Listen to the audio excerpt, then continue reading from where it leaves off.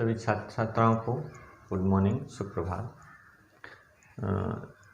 हमारा 11th में जो पहला चैप्टर था सेट, ई टीचिंग की क्लास में हमने सेट की डेफिनेशन और उसके कैसे उसको हम उसका नोटेशन देते हैं, उसको रिप्रेजेंट करते हैं, ये सब हमने सीखा था। अब सेट में उसको रिप्रेजेंट करना, सेट को हम कैसे लिख सकते हैं, सेट के अवयव कैसे दर्शाए जा सकते हैं, सेट का कोई समुच्चय है उसका नाम हम किस तरह के अक्षरों से लिखते हैं, ये सब आपने इसमें सेट में आपने सीख चुका है। इससे पहले हम आपको बता चुके हैं। अब ये होता है कि जो समुच्चय होता है वो कितने प्रकार का होता है। तो डिफरेंट टाइप्स ऑफ सेट, विभिन्न प्रकार के समुच्चयों के विभिन्न प्रकार। तो विभिन्न प्रकारों में सबसे पहला प्रकार हमारा है नल सेट या एम्प्टी सेट। इसको बोलते हैं रिक्त समुच्चय। क्या बोलते हैं? रिक्त समुच्चय। तो रिक्त समुच्चय की परिभाषा क्या होती है? वह समुच्चय जिसका कोई भी अवयव हो ना हो, एक भी अवयव ना हो जिस समुच्चय में, वह समुच्चय क्या कहलाता है? रिक्त समुच्चय कहलाता है। अब ऐसा समुच्चय जिसका कोई भी अवयव ना हो, तो ऐसे समुच्चय को हम रिक्त समुच्चय कहते हैं। उदाहरण के लिए हमने मान लिया, जैसे एक उदाहरण लिख लें, हमने कोई समुच्चय ले लिया, ये x सच दैट x एक क्या है? x सच दैट x हमने एक ऋणात्मक पूर्णांक मान लिया, ऋणात्मक पूर्णांक। अब कौन सा ऋणात्मक हमने मान लिया? जिसका वर्ग कितना मान लिया हमने? -1। जिसका वर्ग -1 है। अब यहां से देखिए, क्या कोई ऐसा ऋणात्मक पूर्णांक होता है जिसका वर्ग -1 हो? कोई नहीं होता। जैसे आप -2 ले लीजिए, इसका वर्ग करें तो क्या हो जाएगा? +4 आ जाएगा। आप -1 का ही वर्ग कर दीजिए तो क्या हो जाएगा? +1 आएगा। ऐसा कोई भी ऋणात्मक पूर्णांक नहीं है जिसका हम वर्ग करें और कितना आ जाए? -1 आ जाए। तो अर्थात ऐसी कोई संख्या होती ही नहीं है, ठीक है। तो इसलिए इस समुच्चय को, इस तरह के समुच्चय को, इस तरह के उदाहरण जो दे रखा है बताया हमने आपको, इसको क्या कहेंगे? ये क्या है? रिक्त समुच्चय है, ठीक है। अन्य कोई, मान लिया एक और उदाहरण ले लेते हैं, x सच दैट x बराबर नहीं x। अर्थात ऐसी कोई संख्या जो स्वयं के बराबर ना हो। क्या ऐसा संभव है? नहीं संभव है। प्रत्येक संख्या स्वयं के बराबर होती है। ऐसी कोई भी संख्या नहीं हो, चाहे वो धनात्मक, ऋणात्मक, पूर्णांक, कुछ भी सही, परिमेय या अपरिमेय, ऐसी कोई संख्या नहीं होती है जो स्वयं के बराबर ना हो। अर्थात प्रत्येक संख्याएं स्वयं के बराबर होती हैं, चाहे वो कैसी भी हो, धनात्मक, ऋणात्मक, तो प्रत्येक के बराबर, मतलब अपने स्वयं के बराबर होती है। लेकिन ऐसी कोई संख्या नहीं है जो स्वयं के बराबर हो। इसलिए इस समुच्चय को हम क्या कहेंगे? रिक्त समुच्चय कहेंगे। रिक्त समुच्चय कहलाता, ठीक। ये रिक्त समुच्चय हो गया। अगला समुच्चय है, आप समझ गए अच्छी तरह से। रिक्त समुच्चय क्या होता है? वह समुच्चय जिसका कोई अवयव ना हो, कोई भी एलिमेंट ना हो, ऐसे समुच्चय को हम रिक्त समुच्चय कहते हैं। अगला है सिंगलटन सेट, अर्थात एकल समुच्चय। क्या कहते हैं इसको? एकल समुच्चय। एकल समुच्चय क्या होता है? ऐसा समुच्चय जिसमें केवल एक अवयव हो। ऐसा समुच्चय, ऐसा सेट जिसमें केवल एक अवयव हो, उसको हम एकल समुच्चय कहते हैं, सिंगलटन सेट कहते हैं। उदाहरण के लिए भारत के वर्तमान राष्ट्रपति का समुच्चय। अब आप जैसे मान लिया वर्तमान राष्ट्रपति, भारत में कितने राष्ट्रपति बनते हैं? अपने कार्यकाल में एक ही राष्ट्रपति होता है, तो हम कह देंगे, जैसे उदाहरण लिख लें, भारत में वर्तमान, भारत के वर्तमान राष्ट्रपति का, ठीक है। तो हमने उदाहरण लिखा इसका एग्जाम्पल, एकल समुच्चय का, भारत के वर्तमान राष्ट्रपति का समुच्चय। तो वर्तमान में भारत के राष्ट्रपति कितने हैं? एक ही होते हैं, तो इसलिए ये एकल समुच्चय है। तो हमने परिभाषा ये बताई थी कि वह समुच्चय जिसमें केवल एक ही अवयव हो वो क्या कहलाता है?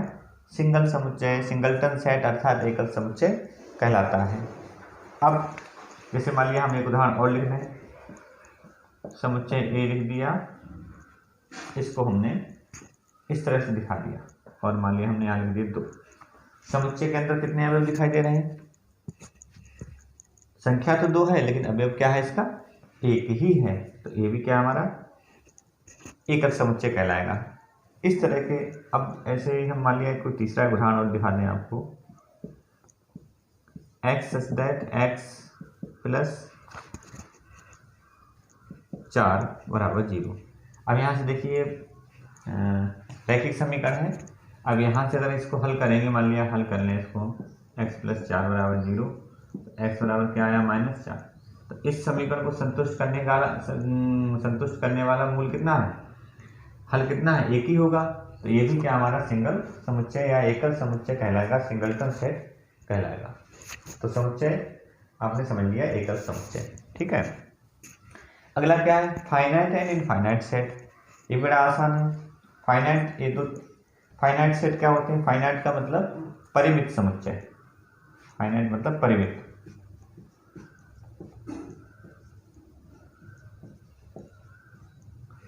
अब परिमित समुच्चय क्या होते हैं? ऐसे समुच्चय जिसमें अवयवों की संख्या निश्चित हो, अवयव गिने जा सकते हो।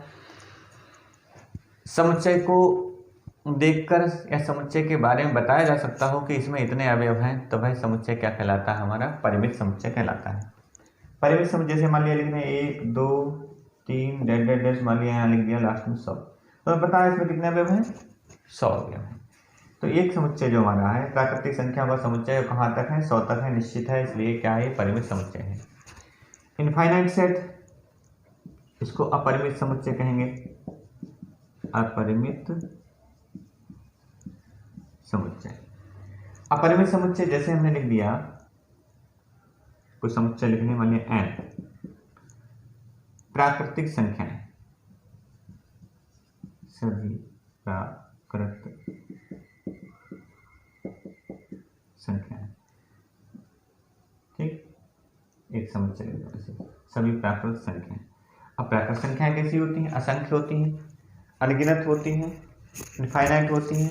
तो ये इस तरह के समुच्चय क्या कहलाएंगे? प्राकृतिक। हम लिख दें सभी पूर्णांकों का समुच्चय, तो सभी पूर्णांक कितने होते हैं? असंख्य होते हैं, अपरिमित होते हैं। तो ये भी क्या हो जाएगा?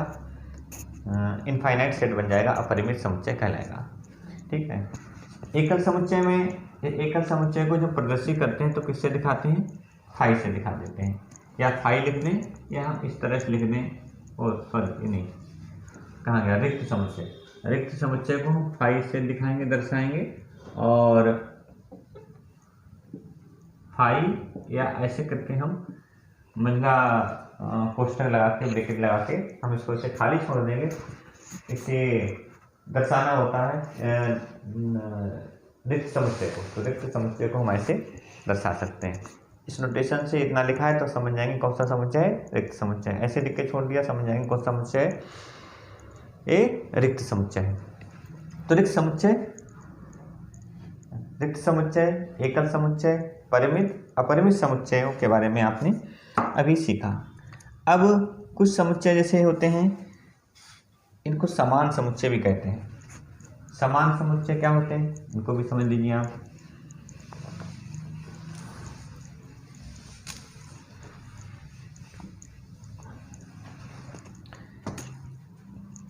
समान समुच्चय, समान समुच्चय का मतलब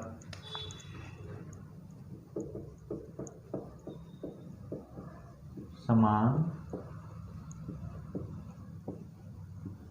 समुच्चय, ठीक, इक्वल सेट,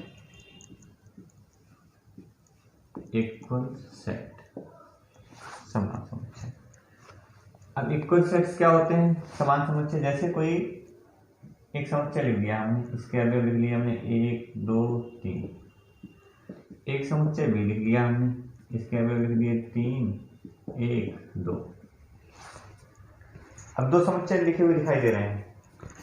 तो समान समुच्चय वे समुच्चय होते हैं जिनमें अवयवों की संख्या नहीं, जितने जो अवयव एक समुच्चय में हो वही अवयव दूसरे समुच्चय में हो, ऐसे समुच्चय को हम कहते हैं समान समुच्चय, इक्वल सेट कहते हैं। तो इधर देखें, हमारे समुच्चय ए में जो अवयव है समुच्चय ए का, वही अवयव क्या है समुच्चय बी का। ठीक, और हम ऐसे भी कह सकते हैं जो अवयव समुच्चय बी का है और वही अवयव समुच्चय ए का ही है। ऐसे समुच्चय को इसलिए हम कह सकते हैं कि ए बराबर बी, दोनों हमारे सेट कैसे हैं, इक्वल सेट हैं। और इसको नोटेशन में हम इस तरह से दिखा देंगे, एक्स अवयव ए व एक्स अवयव बी। तो पहले हमने आपको बताया था जैसे किसी के अवयव दिखाना हो तो इस तरह के प्रतीक के द्वारा हम दिखा सकते हैं कि हमारे समुच्चय ए का अवयव है, बी का अवयव है। तो ये समान समुच्चय कहलाते हैं। समान समुच्चय का नोटेशन इस तरह से हम दिखा सकते हैं, और उनको आगे आप जब बड़े बड़े सिद्धांत भी सीखेंगे तो उनमें आपको इन सिद्धांतों में इस तरह के नोटेशन का प्रयोग करना पड़ेगा। समान समुच्चय हो गया। अगला है आपका परिमित समुच्चय। अब जैसे कोई समुच्चय है तो उसमें समुच्चय में जो अवयव है उनकी गणना कैसे करेंगे। ठीक है, तो इसमें शेष दो बचे हैं, उनको भी आपको समझा देते हैं। परिमित समुच्चय की गणन संख्या मतलब कितने हैं, गणन का मतलब गणना कर लेना। कोई परिमित समुच्चय है, अब उसमें हम कैसे पहचानेंगे इस समुच्चय में कितनी संख्या। Cardinal number of finite set, cardinal number of finite set.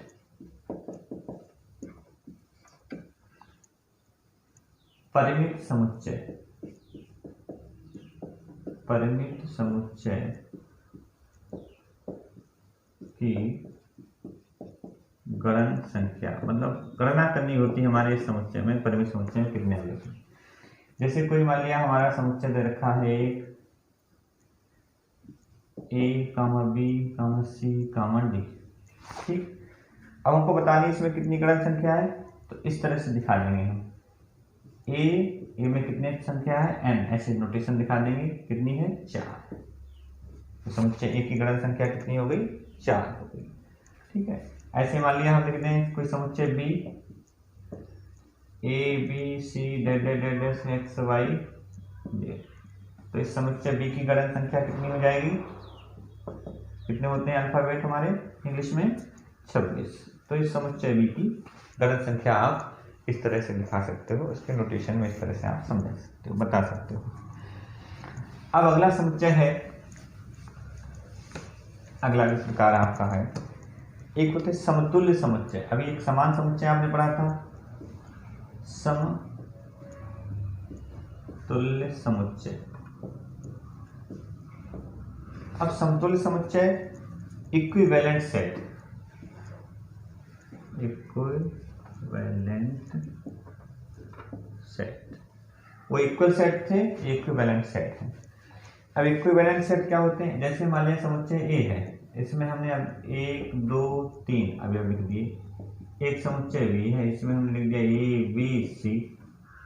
अब दोनों समुच्चयों में देखिए अवयव कैसे हैं, अलग अलग, तो इक्वल सेट नहीं है लेकिन इक्विवेलेंट सेट है, समतुल्य समुच्चय है। क्यों, क्योंकि इसमें हम जो कार्डिनल नंबर निकालेंगे, गणन संख्या निकालेंगे, समुच्चय ए में तो कितने हैं, 3 अवयव हैं। समुच्चय बी में जो कार्डिनल नंबर निकालेंगे, गणन संख्या निकालेंगे तो कितने हैं, 3। तो हम कह सकते हैं दोनों सेट हमारे कैसे हैं, इक्विवेलेंट हैं, क्योंकि कार्डिनल नंबर दोनों के समान है। तो ऐसे समुच्चय को हम समतुल्य समुच्चय कहते हैं। तो लिख देंगे Na इक्वल टू ए, समतुल्य समुच्चय कहलाते हैं। एक होता है अगला प्रकार समुच्चयों का समुच्चय। अगला प्रकार होता है समुच्चयों का समुच्चय। समुच्चयों का समुच्चय कैसे लिखते हैं, ठीक है। Sets of set, set of sets, ठीक। कैसे सेट ऑफ सेट्स क्या होगा, जैसे कोई समुच्चय, ठीक, एक अवयव है और इसके अंदर मान लिया ऐसे लिख दिया जाए, ठीक, इसके अंदर 1 2 3 ऐसे लिख दिया जाए, उसमें भी ऐसे लिख दिया जाए, मतलब एक समुच्चय है, समुच्चय के अंदर समुच्चय लिखे हुए हैं, तो इसको बोलेंगे सेट्स ऑफ सेट्स। एक समुच्चय दे रखा है, समुच्चय के अंदर समुच्चय हमने लिख दिए हैं, इसको कहेंगे सेट्स ऑफ सेट। इसको क्या कहलाएगा, ये सेट्स ऑफ सेट कहलाएगा। चाहे तो ऐसे भी लिख सकते हैं इसका सेट ऑफ सेट, चाहे तो आप ऐसे भी इसको दिखा सकते हो, कोई भी दिखा सकते हो, उसमें कई उदाहरण आपके हो सकते हैं, तो इस सेट्स ऑफ सेट कहलाएगा। तो इस तरह से समुच्चय के जो प्रकार थे मैंने आपको एक बार सब अच्छी तरह से मैंने हमको समझा दिए। अब इससे संबंधित जो प्रश्न होंगे एक्सरसाइज में वो मैं आपको अगली वीडियो में आपको समझाऊंगा, बताऊंगा। तो इसलिए चैनल को लाल वाला बटन दबाकर सब्सक्राइब कर लेना, जिससे नोटिफिकेशन आपके पास पहुंच जाएगा, और जब भी ऐसे प्रश्न आपको हल करने पड़ेंगे वो आपको अच्छी तरह से समझ में आ जाएगा। चैनल को सब्सक्राइब और लाइक कर लीजिए।